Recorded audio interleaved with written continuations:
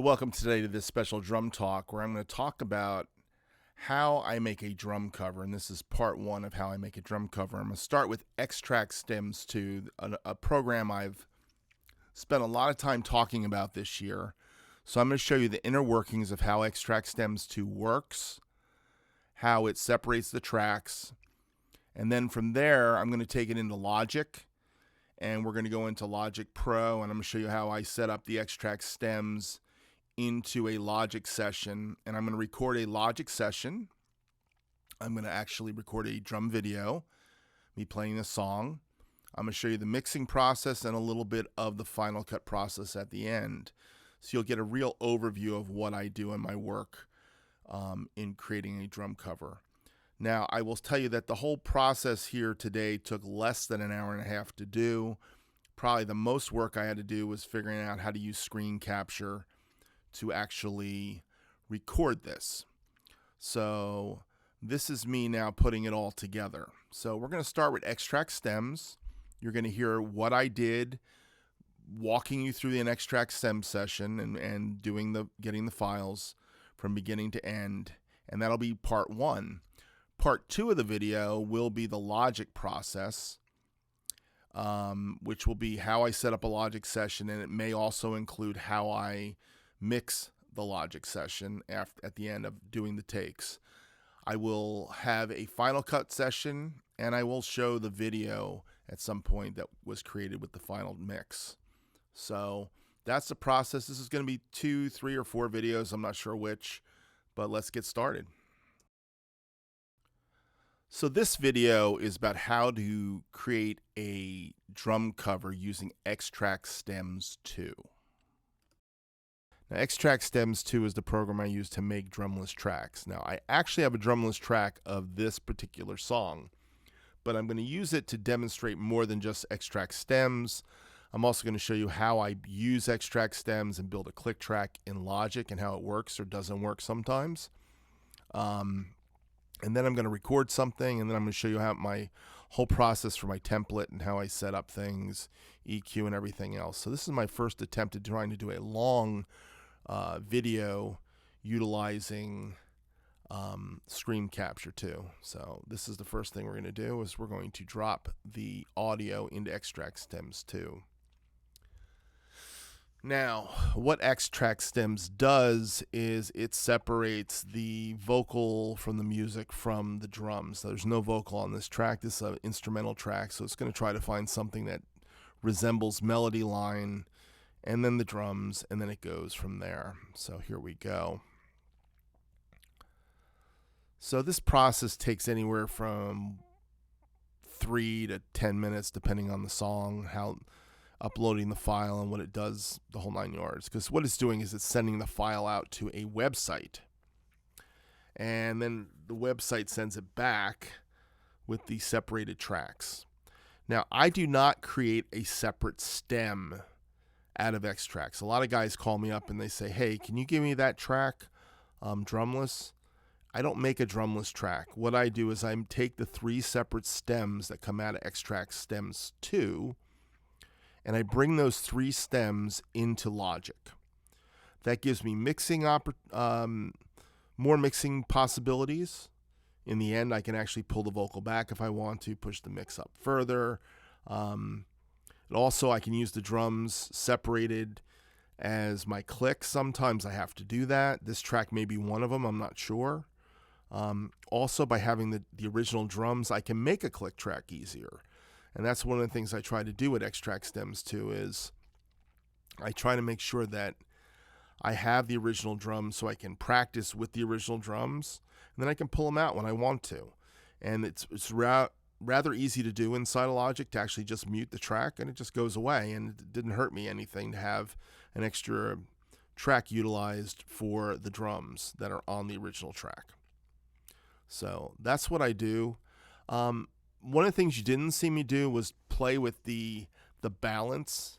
I let Xtrax Stems give it to me as they want to give it to me. One of the things this little triangle here does, and I'm not sure you're seeing the mouse. You may not be seeing the mouse, but right in the middle of the screen it says vocals, music, and drums in Xtrax. And there's a little pinpoint. and you can actually put a mouse cursor on it and pull on it, and you can change the dynamics of the vocal separation from the music from the drums.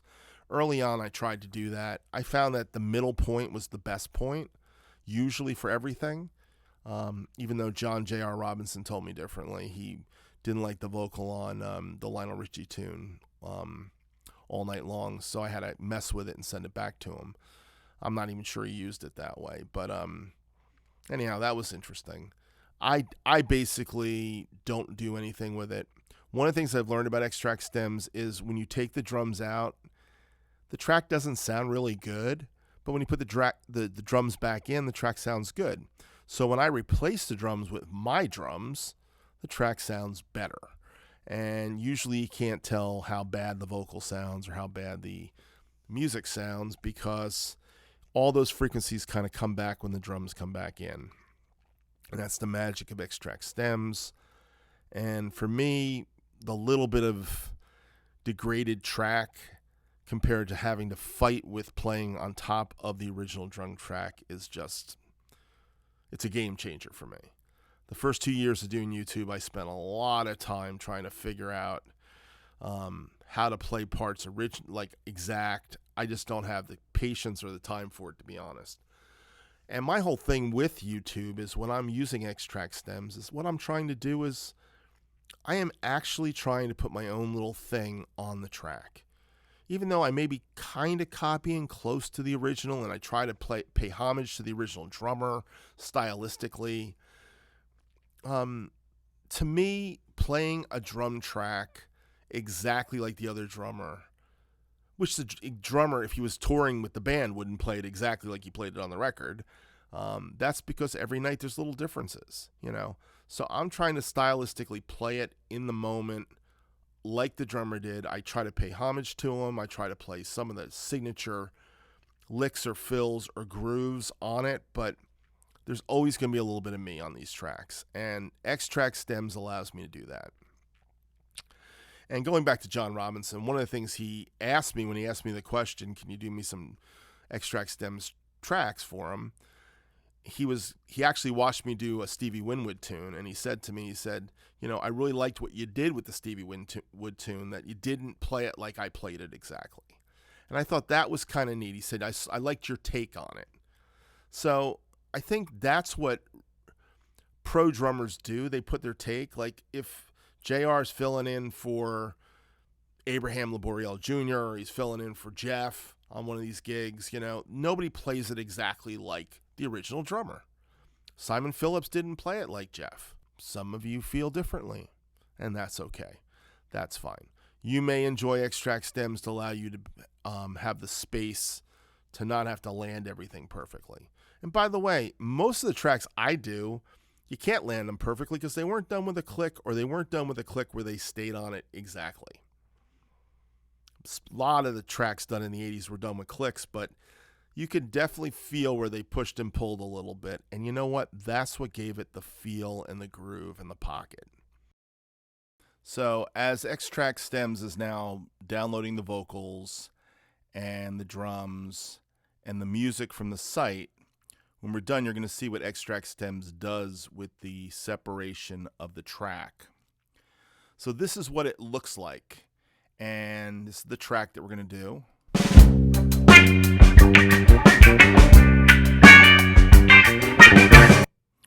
And you can see that you can solo different things. So if I solo just the drums, it sounds like this. By the way, the drums don't sound really good, to be honest. But that's separated drums. That's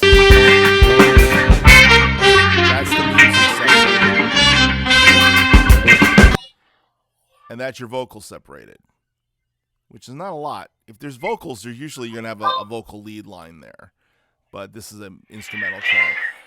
So it's just little parts. Anyhow, that's the track we're going to use for this doing a drum cover from start to finish video series I'm putting together. Now let me show you one other thing. I want to show you this little separation thing. So what happens if I can mess with the Well, the vocal's a terrible one. Let's not use vocals. Let's use music. Makes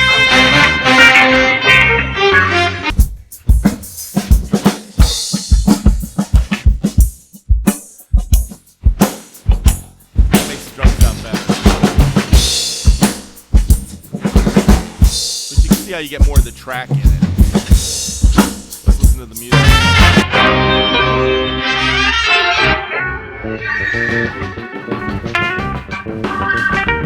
See, when you mess with the triangle, you don't know what you're going to get. That's why I kind of leave it just dead center. It works better for me.